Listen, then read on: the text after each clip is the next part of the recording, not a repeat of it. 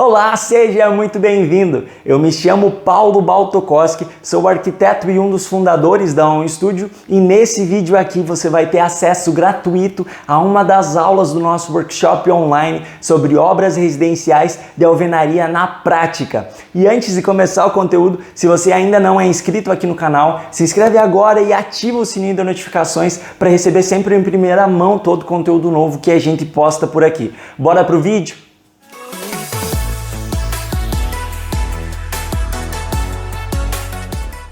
Vamos falar agora sobre o sistema hidrossanitário da casa. Esse é o sistema que garante tanto o abastecimento de água para essa casa, quanto o escoamento do esgoto. Começando pelo sistema de abastecimento de água, os canos utilizados nesse sistema são aqueles canos de PVC marrom. Esses canos marrons também são conhecidos como tubos soldáveis. Isso porque na montagem deles no sistema de abastecimento de água é preciso colar o encontro das peças, afinal a água vai descer com pressão por ali, então o cano precisa ser bem fixado. Então na hora de fazer a instalação desses canos, de montar esse sistema de abastecimento, você vai perceber que o pedreiro ou o encanador sempre vai lixar a ponta de um cano primeiro, vai passar a cola e aí vai encaixar uma peça na outra para que a aderência entre elas seja perfeita. As junções entre as peças de cano e também as curvas e quebras que são necessárias no caminho até essa água chegar lá nas torneiras, no chuveiro, no vaso sanitário,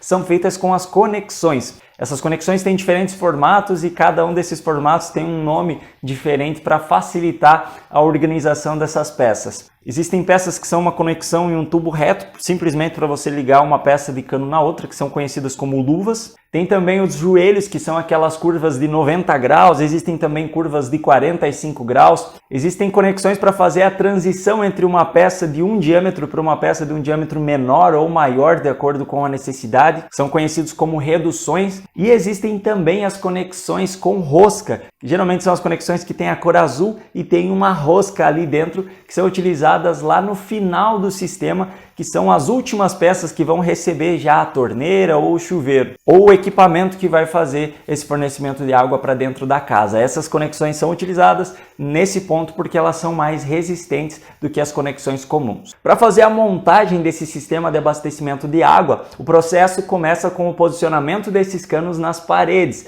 E como nós já falamos lá na aula sobre a estrutura, é necessário já posicionar esses canos ou deixar esperas para que esses canos passem nas vigas e na laje da casa quando existir, afinal depois fica muito complicado fazer um furo nessa estrutura para passar esse sistema. Nas paredes esses canos são posicionados já na etapa do reboco. E existem também muitas situações canos que precisam passar pelo piso, como nós já comentamos lá na aula sobre piso, falando que eles precisam ser posicionados antes da concretagem, como é o caso de cozinhas que tem ilha, península ou de alguma bancada que você tenha que precisa de um encanamento partindo do piso. Em relação ao dimensionamento desses canos, isso vai depender, é claro, do projeto hidráulico da sua casa. Existem alguns casos, geralmente em casas de pequeno porte, em que não é necessário um projeto hidráulico para você fazer a aprovação na prefeitura. Então, nesses casos, geralmente o pedreiro que já tem um conhecimento prático das dimensões usadas, geralmente nas obras, ou então o engenheiro ou o arquiteto que também tem esse conhecimento prático, vai indicar ali na obra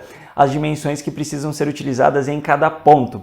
Mas no caso da existência de um projeto hidráulico, o construtor vai seguir esse projeto hidráulico fielmente. Essas medidas de canos são normalmente encontradas em milímetros ou em polegadas. Um cano muito comum, por exemplo, de ser utilizado nas paredes é o cano de 25 milímetros. Essa medida em milímetros ela representa o diâmetro total desse cano, contando a parte interna, que é a parte efetiva, e também as paredes do cano, medidas externas. Esse cano 25 milímetros é o mesmo cano de 1 polegada. Além dos canos e das conexões, também fazem parte do sistema de abastecimento de água os registros. E existem dois tipos de registro, os registros de manutenção e os registros de uso contínuo. O registro de manutenção, também conhecido como registro de gaveta, são aqueles registros que são posicionados geralmente nas partes mais altas das paredes e eles têm a função de deixar aberto o abastecimento de água enquanto você está utilizando e quando é necessário fazer uma manutenção, como o próprio nome já diz, você fecha esse registro, corta o abastecimento de água dali em diante no sistema e você faz manutenção, troca uma torneira, faz o que for preciso e depois que já estiver pronta essa manutenção, você abre novamente. Lembrando que esses registros são conhecidos como registros de gaveta e eles simplesmente têm a função de abrir e fechar o sistema. Funcionam ou totalmente fechado ou totalmente aberto. Já os registros de uso contínuo, que também são chamados de registros de pressão, são aqueles registros utilizados, por exemplo, no chuveiro. Esse registro tem a capacidade de controlar a quantidade de água fornecida no equipamento, que nesse caso é o chuveiro. Então, conforme você vai girando esse registro, ele vai liberando mais ou menos água e no caso de alguns chuveiros, isso daqui vai alterando também a temperatura do chuveiro. Agora, partindo lá para a parte de cima do sistema de abastecimento de água, de onde a água é distribuída a partir da caixa d'água. Esse início da distribuição é chamado de barrilete. Nesse ponto aqui existe um cano que sai da caixa d'água e a partir dali são distribuídos os pontos até onde estão as esperas ou os canos posicionados nas vigas, para dali sim eles descerem para cada ponto de água dessa casa. O dimensionamento desses canos na parte superior depende, é claro, também do projeto hidráulico, caso ele exista, mas geralmente são utilizados canos de 40 ou 50 milímetros na saída da caixa d'água e distribuição até os pontos lá das paredes, que aí sim geralmente descem com 25 milímetros. A razão para se utilizar esses canos de espessura maior logo ali na saída é justamente pela pressão da água. Se nós tivéssemos encanamentos de dimensões menores ali em cima, lá nos pontos finais do abastecimento, nas torneiras, nos chuveiros, essa água chegaria com pouca pressão. Existe também a possibilidade de utilizar esses canos de 50 a partir da caixa d'água e levar até lá no ponto final, mas aí seria um gasto desnecessário para esse sistema de água nas casas de pequeno e médio porte. A ligação entre a caixa d'água e o início do sistema de distribuição de abastecimento é feito com uma conexão chamada de flange, que além de juntar o encanamento à caixa d'água, ele ainda tem uma borracha de vedação para garantir que essa conexão não tenha vazamentos. Afinal, faz parte dessa ligação um furo na caixa d'água e o cano embutido ali dentro, então simplesmente passar cola não seria suficiente. Para isso existe a borracha de vedação na flange. Em relação ao posicionamento da caixa d'água, ela sempre vai ser posicionada na parte superior da casa, obviamente, pois a água precisa descer por gravidade. E hoje nós sempre embutimos essa caixa d'água no forro embaixo do telhado, seja dentro de um volume específico para a caixa d'água ou seja embaixo do telhado mesmo, se ele tiver inclinação suficiente. Se você observar algumas casas antigas, geralmente casas de interior, eles até faziam uma construção separada da casa para deixar uma caixa d'água mais alta. Isso não se vê mais. A caixa d'água ela precisa ser posicionada acima do forro e preferencialmente com mais altura ainda. Então, geralmente é construída uma estrutura que geralmente é de madeira, uma estrutura bem sólida, bem firme. Afinal, é um grande peso que vai ter lá em cima. Aqui na minha casa, por exemplo, eu tenho duas caixas d'água de 500 litros. Uma caixa d'água para o abastecimento de água normal, da água que vem da rua, e outra água para o reaproveitamento do sistema de coleta de águas da chuva, das calhas para uma cisterna que bombeia para a caixa d'água. Então, nesse caso, é 1 tonelada que está sobre a nossa cabeça aqui que precisa ser suportada. Então, essa estrutura é feita de madeira de forma que distribua esse peso e apoiada no máximo de vigas e tesouras possíveis para que essa estrutura fique bem sólida e bem distribuída. Agora, da caixa d'água até lá na rua, nós precisamos também ter uma ligação para que a água vinda da rua chegue até na caixa d'água. Essa ligação é feita com os encanamentos também que vão dali da caixa d'água, passam pelo forro, descem por uma parede, passam escondidos por baixo do jardim da casa e chegam até lá no cavalete de abastecimento de água. Essa ligação aqui comumente também é feita com canos de 25 milímetros, mesma dimensão daqueles outros canos que nós utilizamos nas outras paredes da casa. Isso porque essa ligação não precisa ter uma grande pressão de água, simplesmente é necessário que a água dali chegue na caixa d'água com a pressão suficiente para fazer o abastecimento dessa caixa. Esse registro lá na calçada ele é instalado pela própria concessionária que faz o abastecimento de água aí no seu estado, que no caso do Paraná é a Sanepar. Então, como nós falamos lá na aula de serviços preliminares, você vai entrar em contato, tendo o alvará em mãos, você vai entrar em contato com a empresa que faz o fornecimento de água aí no seu estado. Eles têm um prazo para vir instalar esse cavalete. E aí a ligação de água na casa é feita diretamente nesse cavalete, que não necessariamente é um cavalete aparente, e esse registro pode ser também embutido, escondido na calçada, de acordo com a sua preferência. Muito bem, o sistema de abastecimento de água da casa é esse. Agora, depois do abastecimento, nós precisamos escoar todo o esgoto gerado por essa casa também. O sistema de escoamento do esgoto ele é composto pelos canos de cor branca.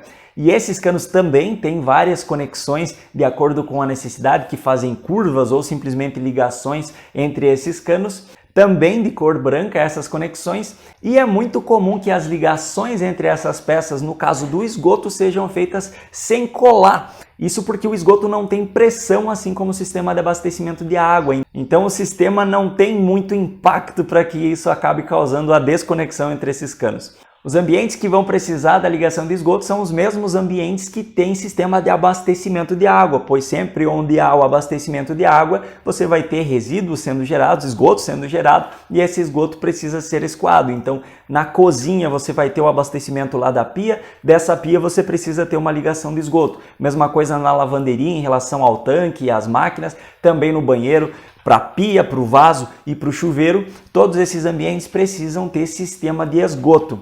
Pode ser que seja necessário também em algum outro ambiente, dependendo do seu uso. Se em algum ambiente é necessário que tenha um ralo, porque é preciso com frequência lavar esse ambiente, esguichar água e tal, pode ser que também seja necessário o sistema de esgoto. Mas geralmente são nos pontos em que existe também abastecimento de água. O dimensionamento desses canos de esgoto para cozinhas e lavanderias, como a maior parte do esgoto é simplesmente água suja, ele normalmente é de 40 ou 50 milímetros, e no caso da cozinha em específico, como vem bastante gordura junto dos resíduos de pratos e outras louças, geralmente fora da casa, no meio desse sistema é instalada uma caixa de gordura, onde esse resíduo vai chegar ali, vai decantar, a gordura vai decantar dentro dessa caixa e somente o restante do resíduo é conduzido até o destino final.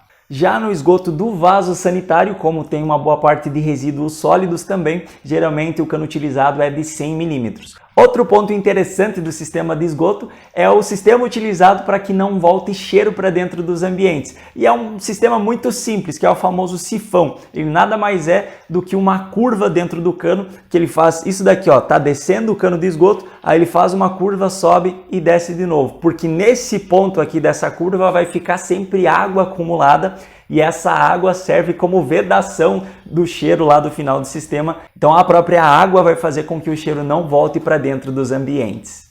Depois de captar o esgoto de cada ambiente da casa, esse sistema de encanamento do esgoto geralmente também se junta lá fora em um cano de bitola maior, que normalmente em casas de médio e pequeno porte é de 100 milímetros, e esse encanamento vai conduzir esse esgoto até o destino final. Nos casos em que na frente do terreno passa uma rede de esgoto pública, esse esgoto é ligado lá diretamente nessa rede de esgoto. Onde não há esse sistema de rede de esgoto, aí é feita uma fossa séptica, que nada mais é do que um buraco feito no terreno, preenchido com algumas pedras grandes para ajudar na filtragem e na absorção dessa água pelo solo, e o sistema de esgoto é direcionado a essa fossa. Na fossa é importante colocar um respiro, que é um cano que vem desde lá de baixo da fossa, passa pelo meio dela e fica um pouquinho acima do nível do terreno com uma tampa, porque as fossas com uma certa frequência precisam ser limpas. Precisa vir um caminhão de uma empresa especializada nisso e sugar todo o material que está depositado ali dentro dessa fossa. E esse respiro, esse cano que vem desde lá de baixo, facilita muito esse processo de limpeza da fossa. Já o sistema de águas pluviais, ele é um sistema à parte, não faz parte do esgoto. Podem até ser utilizados os mesmos canos brancos do esgoto, mas ele não pode ser ligado na rede de esgoto. Geralmente nesse sistema nós temos as calhas e rufos ao redor do telhado, os tubos de queda e aí os canos que conduzem a uma cisterna ou então a uma vala de infiltração. E agora chegou o momento da gente falar sobre o forro, que é o assunto da próxima aula.